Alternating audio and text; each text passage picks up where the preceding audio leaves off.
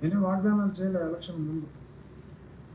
ప్రక్షాళన చేయాలి అనే ఉద్దేశంతో కఠినమైన చర్యలు తీసుకుంటున్నాం. అలాగే కాలాలు, పంట కాలాల పక్కన ఇల్లు కట్టేసి ఆ డ్రైనేజ్ డైరెక్ట్గా వాళ్ళ మలమూత్రాలన్నీ ఈ పంట కాలాల్లో వదిలేసి ఎంతోమంది ఎన్నో ఇబ్బందులు పడతారు. అలా ఆక్యుపై చేసే ఇండివిజువల్ వ్యక్తులు గట్ల ఆక్యుపై చేసి మళ్ళీ వాళ్ళ చెరువు నీళ్ళు ఇందులోకే కలిపి.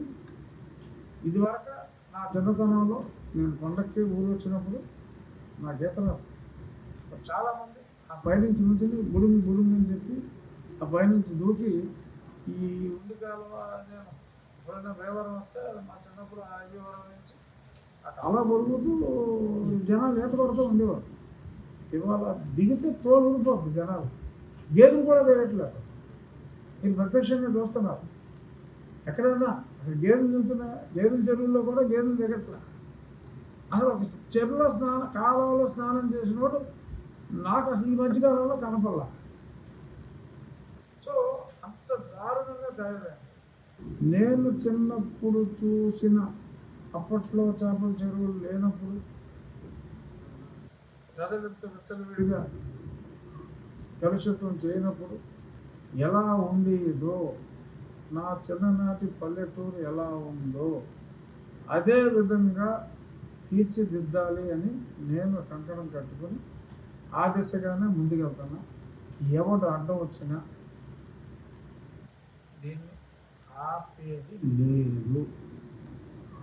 ఇలాగే రాబోయే కొద్ది అదే రేంజ్లో ఈ కాలువ గట్లు ఆక్రమణలు, రైతుల ఆక్రమణలు, ఇల్లు కట్టి ఆక్రమణలు, అట్ ది సేమ్ టైం ఎవరినైతే మన కాలనీల్లోకి గతంలో ఇచ్చిన, గత ప్రభుత్వంలో ఇచ్చిన కాలనీలు కావచ్చు, ఇప్పుడు కొత్తగా కూడా కొన్ని చోట్ల ఇస్తాం.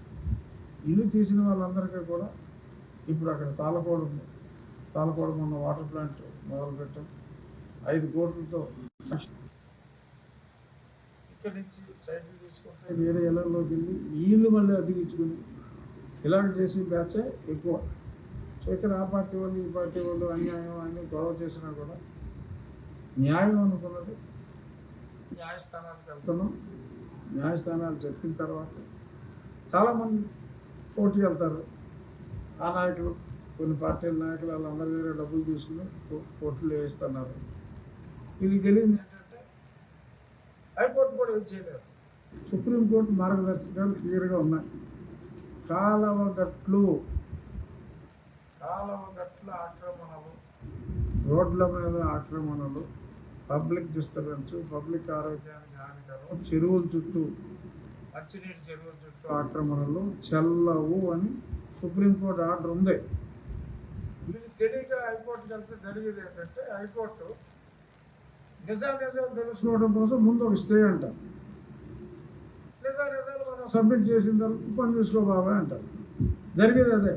1 నెల 2 నెలలు ఆలస్యం అవుతుంది తప్ప ఎవడు ఉడతో పూలకి ఇక్కడ ఆగేది ఏమీ లేదు. మేము రిమూవ్ చేసేది ఖచ్చితంగా పంటకాలం గట్ల మీద ఉండి డ్రైనేజ్ అందులోకే పెడతా ఉంటే ఎట్టి పరిస్థితుల్లోనూ ప్రజల ఆరోగ్యం టాప్ ప్రయారిటీ. నాకు కలిసి వచ్చేది ఏంటమ్మా, ఇప్పుడు నేను వాళ్ళు ఉంటాను 5 ఏళ్ళ తర్వాత ఈ పోస్టులో ఉండొచ్చు, ఇంకో పోస్టులో ఉండొచ్చు, అసలు ఇక్కడ లేకపోవచ్చు. నాకు కలిసి వచ్చేది ఏంటి, ఇప్పుడు ఎవరన్నా తీసేస్తారు. దాని వలన ప్రజలు అనారోగ్యం పాలవుతున్నారు, చనిపోతున్నారు.